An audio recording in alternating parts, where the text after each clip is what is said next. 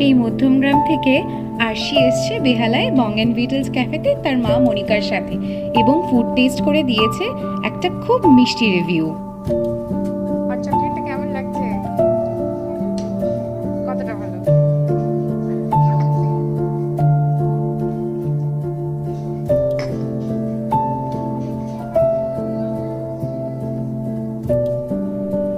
আরশি তো ট্রাই করেছে warm hot chocolate with marshmallow, কিন্তু মনিকা এই ঠান্ডাকে ঠান্ডা দিয়ে বিট করবার জন্য ট্রাই করেছিল Vietnamese ice coffee.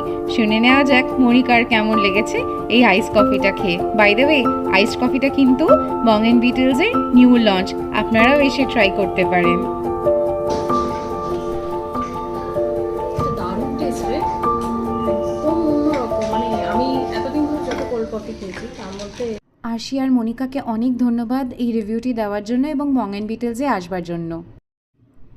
Bong and Beatles ক্যাফের এগিয়ে চলবার জন্য আমাদের প্রত্যেক গেস্টদের রিভিউ ভীষণ ভীষণ ইম্পর্ট্যান্ট আমাদের কাছে।